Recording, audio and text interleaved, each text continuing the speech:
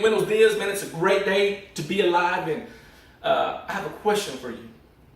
Are you ready? And you're like, okay, Flo, what do you mean? Well, we're coming up to the Passover this weekend, Easter. Talking about the resurrection of Christ. And this past Sunday I was teaching my class, and I was reading Exodus 12, and it was talking about the Passover. And God had given the children of Israel instructions on what to do. And so this was the last plague, the final plague, and it's going to be the death of the firstborn. And so he asked them to get a lamb, spotless, with no defects, and it can't be no more than a year old. And it has to be in the house for 14 days. So they got close to the lamb. Of course, that was symbolic of Jesus. And they weren't to break the bones, they weren't to boil it, they were to roast it on fire. And they were to eat it in haste. Man, I bet it tastes like barbacoa. But as I was reading that, God had given them some instructions while they were doing that. He said for them to have a staff in their hand, to have their shoes, their sandals on their feet, and to have their belt around their waist. And I'm thinking to myself, how I read that so many times, but I've never understood. It never hit me till that day I read it. And so I did some research. A staff is protection. When they had a shepherd would have a staff, especially when you're traveling, it would keep you from wild animals or protect yourself. You have your belt on. If you're running, you don't want your pants falling off. You have your sandals on. Of course, you have to have your shoes on when you're outside. But here's the neat thing about the shoes in the house while they were eating. The Jews do not wear their shoes in the house.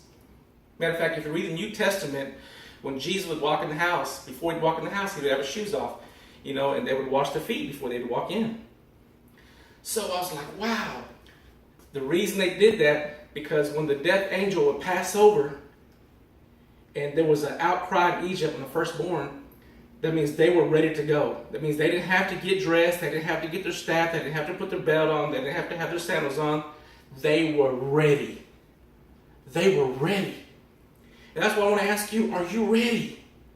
Let me tell you what happened. A couple of months ago, I found out a friend of mine had cancer. I wanted to go see him. He wasn't really comfortable me being there, and I felt it. I left it alone.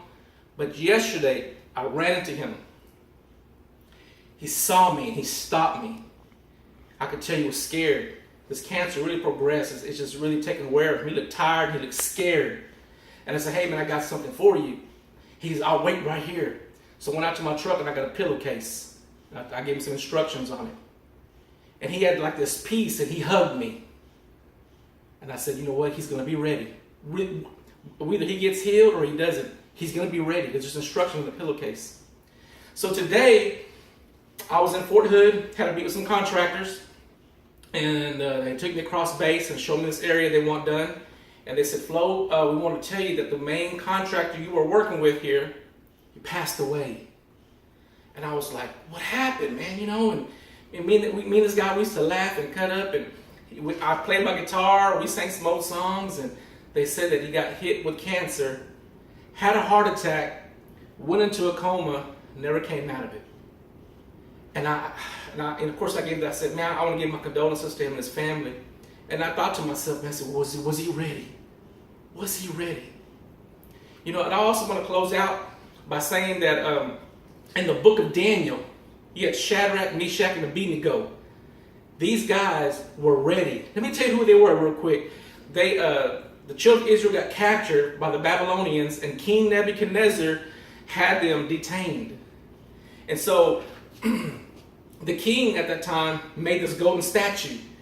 And he says, all right, I want everybody to play this music, the cymbals, the trumpets, everything. And when you hear the music playing, you bow down to this golden statue. And Shadrach, Meshach, and Abednego said, we're not going to bow down. And so everybody bowed down. They didn't bow down. Well, then the king heard about it. He was furious. So he told those three guys, he said, look, I'm going to give y'all one more chance to play the music.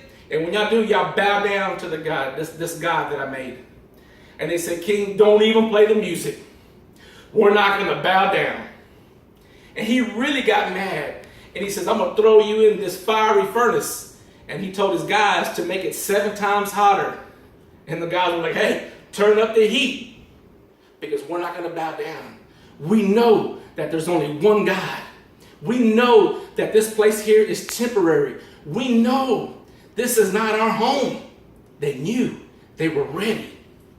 And so when they began to turn the fire up, they threw them in there and nothing happened. And King Nebuchadnezzar freaked out. He's like, oh my goodness, these men aren't being burned. Nothing's happened to them. I don't see 3 men, but I see 4 men. And the 4th one looks like the Son of God. Wow. They were ready. They weren't scared. They came out. And they were like, and the king was like, surely your God is the God. He is the Lord over heaven and earth. He is the King of kings. You know, can you just imagine later on when the Hebrew boys would pass by a flaming torch? They didn't have flashbacks. And I'm going to close out by saying this. You see this right here? The Bible says that we're here at a short time, a vapor, just like that. We're here today, gone tomorrow. Hebrews chapter 10 says it's appointed for man to die, then after that the judgment. So we're just living here for a short time, that little piece, but the rest of the time is eternity. Where are you going to spend it? God bless, I'm out of time.